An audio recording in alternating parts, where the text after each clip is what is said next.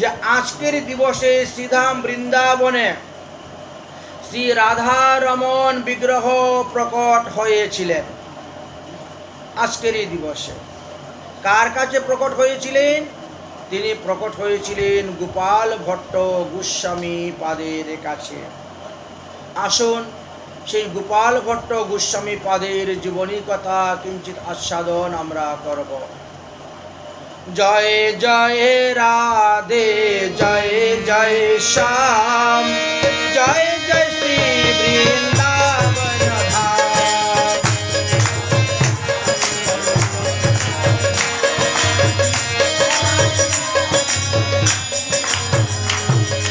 জয় জয় রাধে, জয় জয় শ্যাম, জয় জয় শ্রী বৃন্দাবন ধাম।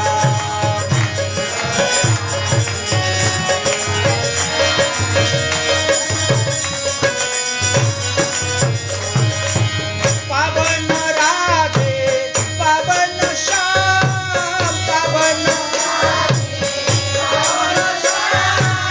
पावन राधे पावन श्याम, पावन श्री वृंदावन धाम।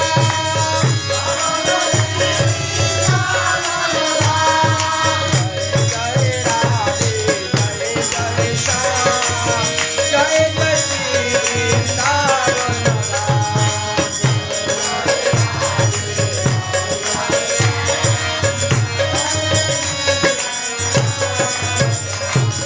जय जय राधे, जय जय श्याम, जय जय श्री वृंदावन धाम।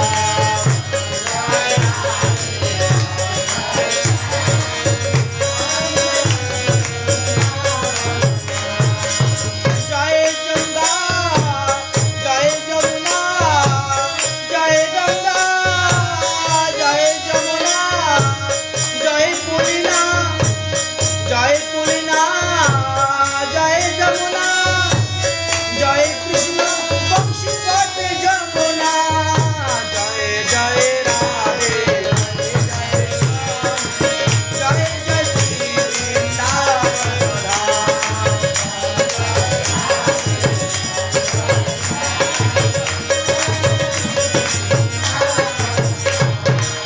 জয় বংশী ঘট, জয় যমুনা, জয় বংশী ঘট, জয় বংশী ঘট, জয় যমুনা,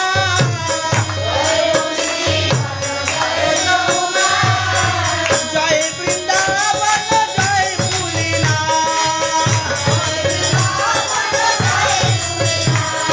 জয় জয় রাধে, জয় জয় শ্যাম, জয় জয় শ্রী বৃন্দাবন ধাম।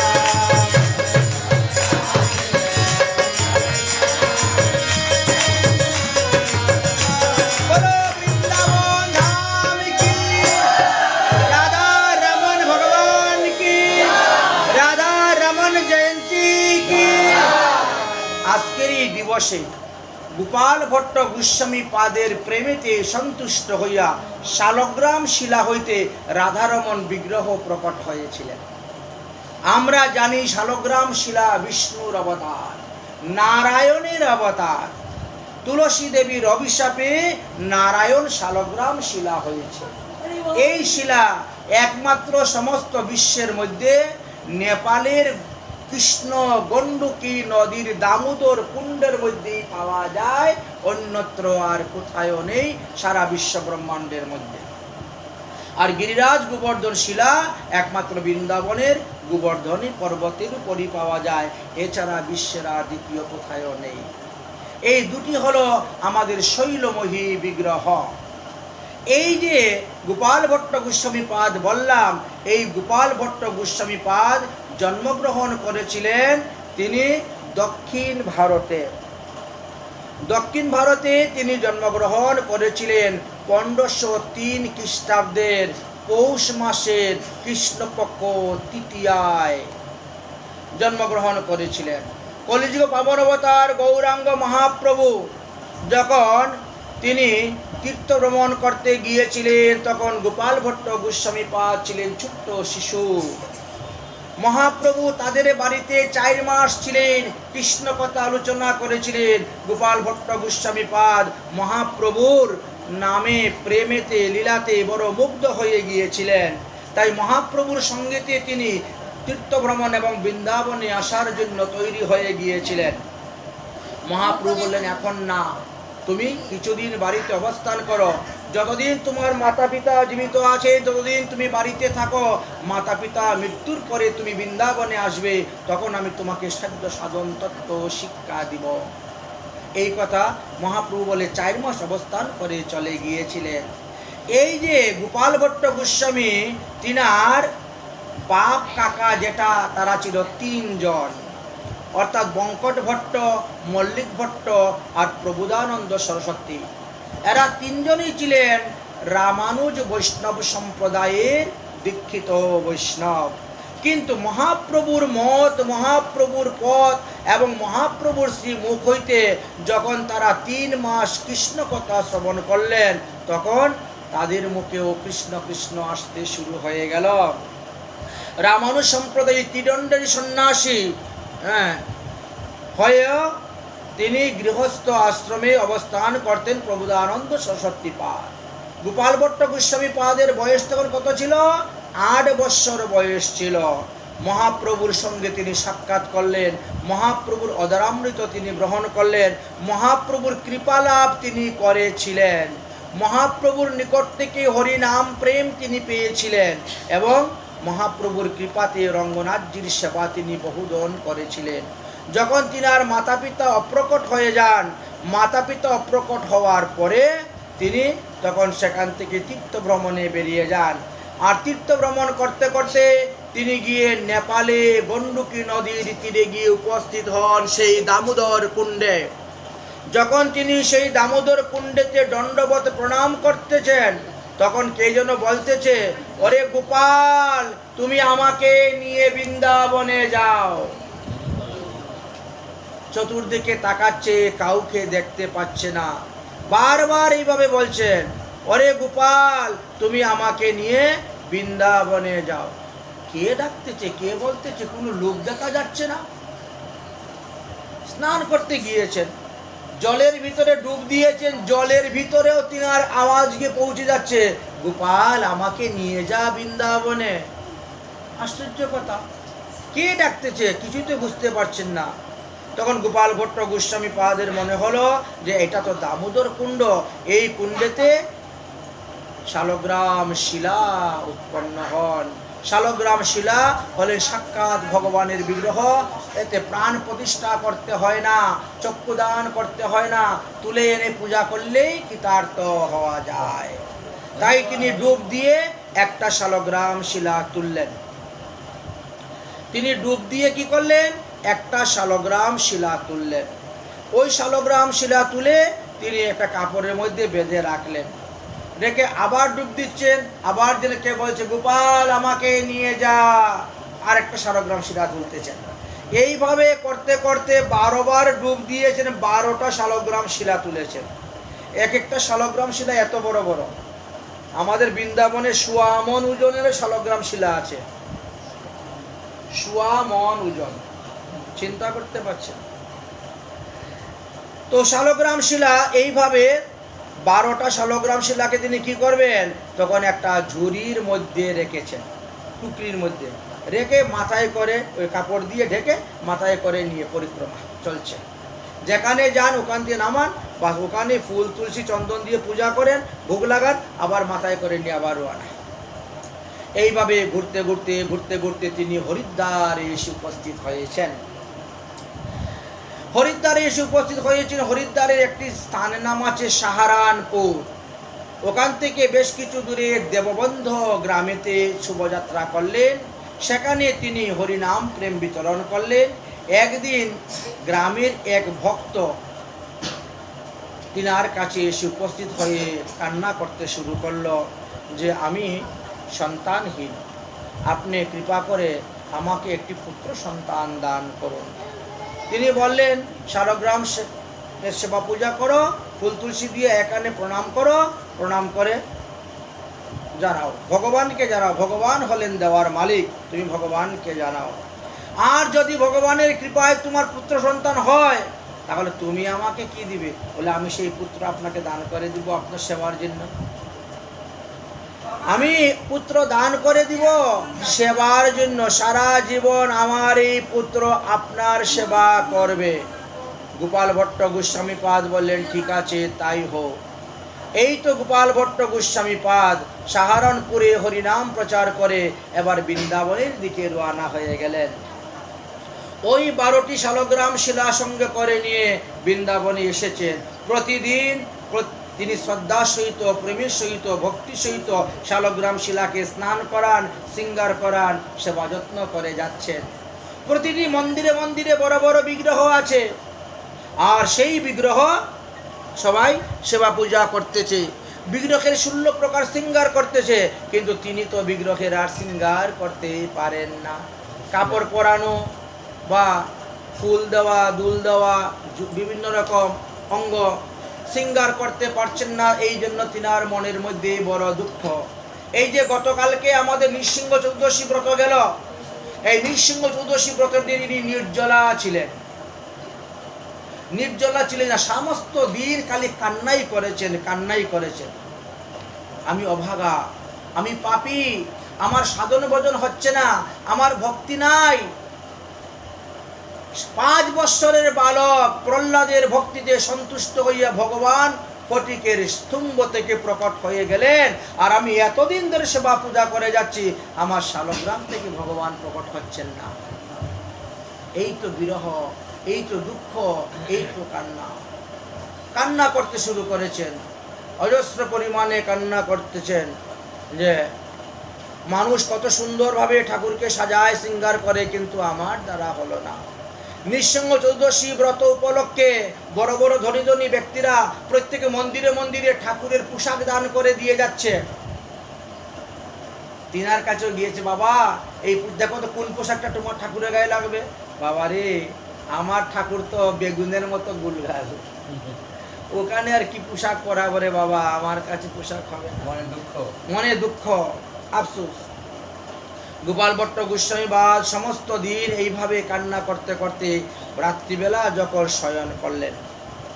শয়ন করলেন, ভোরবেলা ঘুমের থেকে উঠেছেন, উঠে যমুনায় গিয়েছেন স্নান করবেন।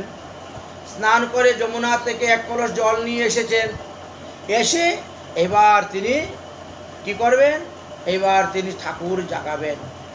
যখন তিনি ওই ঝুড়ির থেকে কাপড় সরাইলে ঠাকুর জাগাবেন, তখন দেখেন 12টা শালগ্রামের মধ্যে একটা শালগ্রাম থেকে রাধা কৃষ্ণ প্রকট হয়ে গেছেন। বলো রাধা দামোদর ভগবান কি।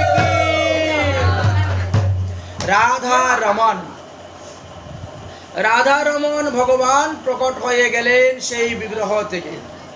বড় অপূর্ব সুন্দর বিগ্রহ। চতুর্দিকে সংবাদ ছড়িয়ে গেল যে গোপাল ভট্ট গোস্বামী পাদের ভক্তিতে সন্তুষ্ট হয়ে শালগ্রাম শিলা থেকে রাধারমণ বিগ্রহ বেরিয়ে গেছে। সবাই এসে উপস্থিত হয়েছেন। বড় অপূর্ব সুন্দর বিগ্রহ, ত্রিভঙ্গ ভঙ্গিমা অবস্থায় দাঁড়িয়ে আছেন, রাধা কৃষ্ণ যুগল অবস্থায় অবস্থান করতেছেন। সাষ্টাঙ্গে দণ্ডবতে প্রণাম করে স্তুতিবন্দন করতে শুরু করলেন। ঘটনাটা কবে হয়েছিল?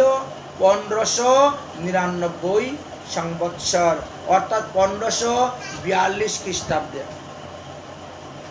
তাহলে কত বছর হচ্ছে? প্রায় 480 বছর, তাই না? 42 আর 22 82, 482 বছর হবে না 582 বছর? 482, 1542 তো 1542 আর এখন হলো 2024।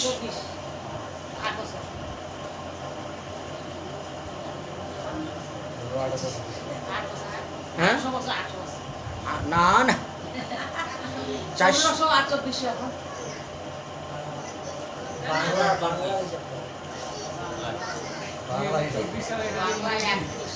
আমি তো করলাম হিসাব কত?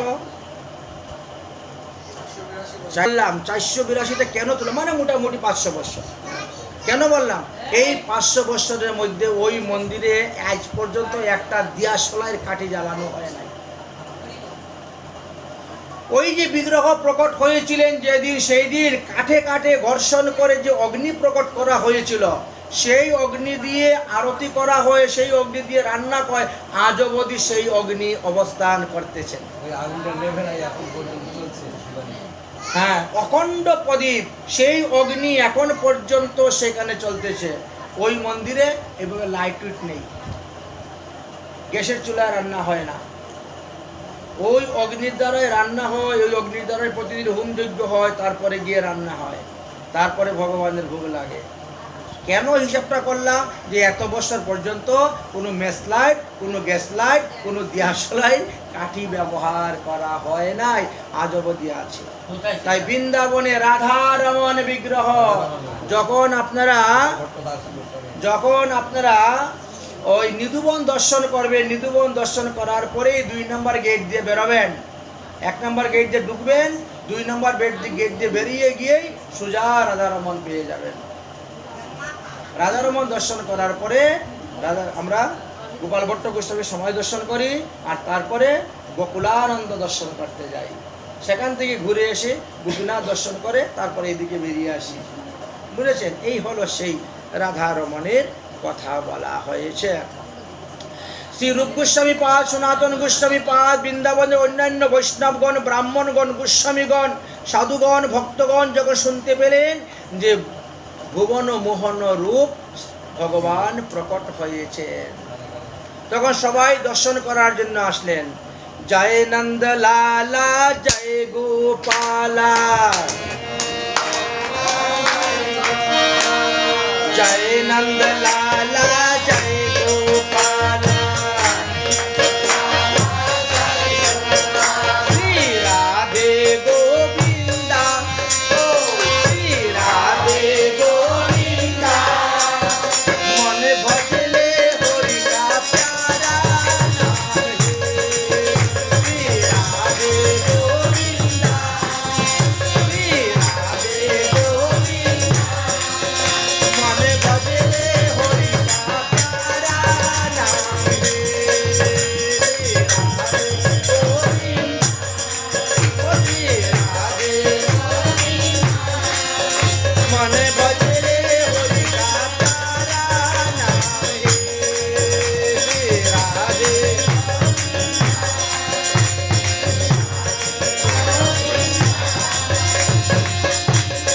हरि का प्यारा नाम है।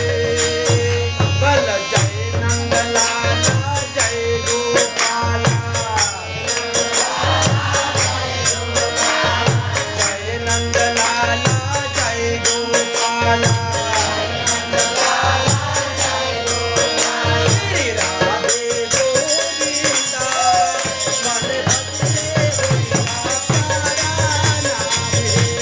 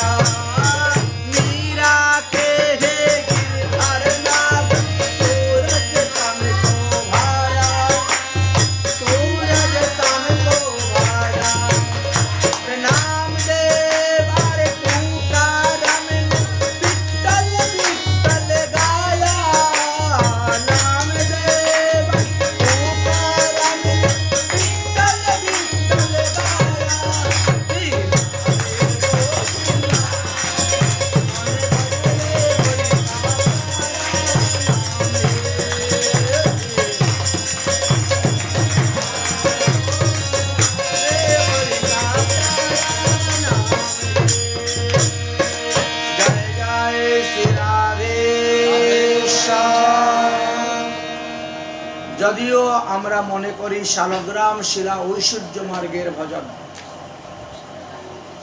কিন্তু শালগ্রাম শিলাতে যে যেমন ইষ্টদেব ভাবে পূজা করতে পারেন তাতে দোষ নাই। শ্রী হরিভক্তি বিলাসে লেখা আছে, সদাচারী প্রসাদ ভোজী বিষ্ণু মন্ত্রে দীক্ষিত মহিলারাও শালগ্রাম শিলার পূজা করতে পারেন, এতে কোনো দোষবহ নয়। ঠিক তেমনি ভাবে গিরিরাজ গোবর্ধন শিলা, গিরিরাজ গোবর্ধন শিলা মাধুর্য রসের উপাসক। গৌরীয় বৈষ্ণবগণ উভয় শিলারই সেবা পূজা করে থাকেন, শালগ্রাম শিলা এবং গোবর্ধন শিলা উভয়। কারণ শালগ্রামে তো আপন ইষ্টদেব রূপে তুমি পূজা করতে পারবেন, তার প্রমাণ গোপাল ভট্ট গোস্বামী পাদ আমাদেরকে দেখিয়ে গেলেন, শিখিয়ে গেলেন। মহাজন জনগত সপন্তা, মহাজনগণ তিনি রাধার রূপে সেবা করলেন, পূজা করলেন, রাধারমন বিগ্রহই সেখান থেকে প্রকট হয়ে গেলেন। জয় জয় রাধা রমন হরি বল, জয় জয় রাধা রমন হরি বল।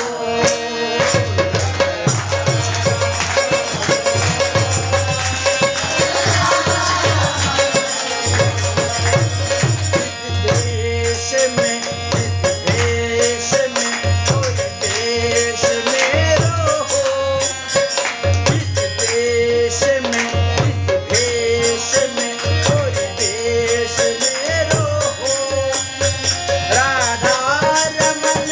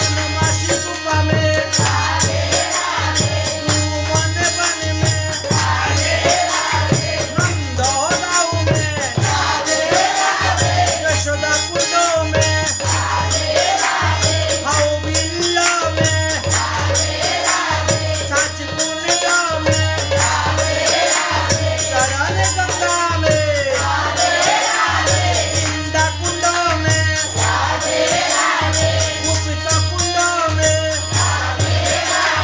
पावन सरोवर में, तेरी कदम में, अक्षर महादेव में, जटिला कुटिला में, जापट गाँव में, आयन गुश घर में, ईश्वरी कुंड में, ओ बोलो राधा रमन हरि बोल, राधा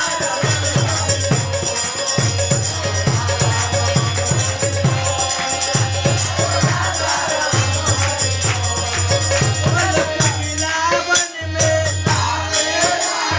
पैठन गाँव में, चरण पहाड़ी में, पुष्पकला में, भगवती गंगा में, गिरिसागर में, शेख शाही में, शेर घर में, हेलन वन में, बिहार वन में, राम घाट में, चादादी में, ओए बिहार वन में, अक्षय वट में, तोपू वन में, मत्स्यहरण घाट में, नंदो घाट में, बेगम में, बोलो राधा रमन हरि बोल, राधा रमन हरि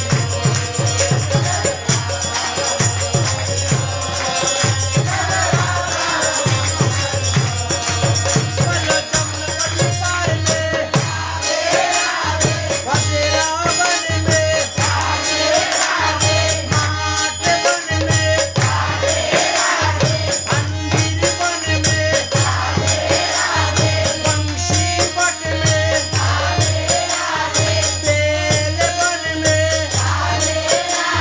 मानसरोवर में, तावड़ी में, बलदेव कुंड में, सीताहरण घाट में, ब्रह्मांड घाट में, गोकुल महावन में, रमन रेती में, चोर घाट में, पुरातन गोकुल में, वसुदेव गृह में, 84 खंबा में, बोलो राधा रमन हरि बोल,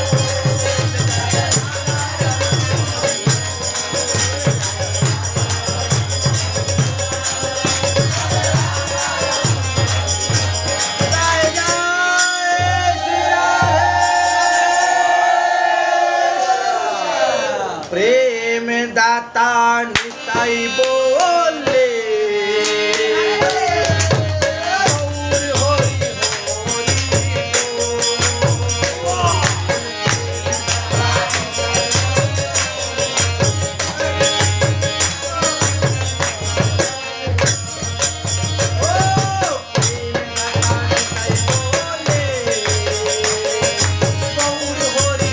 हरि बोल।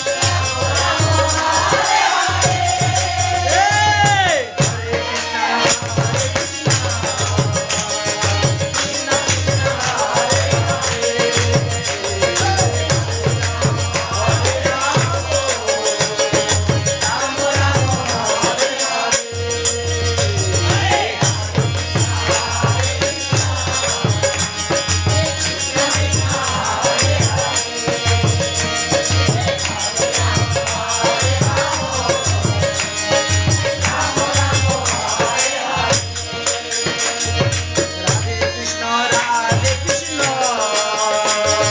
কৃষ্ণ কৃষ্ণ রাধে রাধে, রাধে শ্যাম রাধে শ্যাম, শ্যাম শ্যাম রাধে রাধে, রাধে কৃষ্ণ রাধে কৃষ্ণ,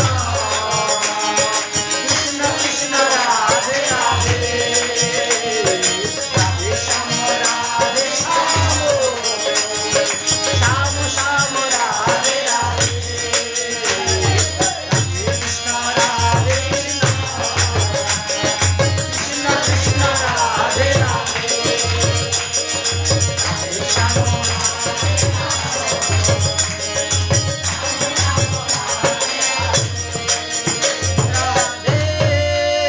রাধে, রাধে রাধে, রাধে রাধे, उठा करके देखो हम हो गए राधा रानी के, हम हाथ उठा करके देखो हम हो गए राधा रानी के, हम हाथ उठा करके देखो हम हो गए राधा रानी के, हम हाथ उठा कर हम हो गए राधा, हम हो गई राधा रानी के, हम हो गई राधा रानी के, हम हो गई राधा प्यारी के, भले बरसाना की बारी के, हम भुजा उठा करके देखो हम हो गए राधा रानी के, भुजा उठा करके देखो हम हो गए राधा रानी के, हम हाथ उठा करके देखो हम हो गए राधा रानी के।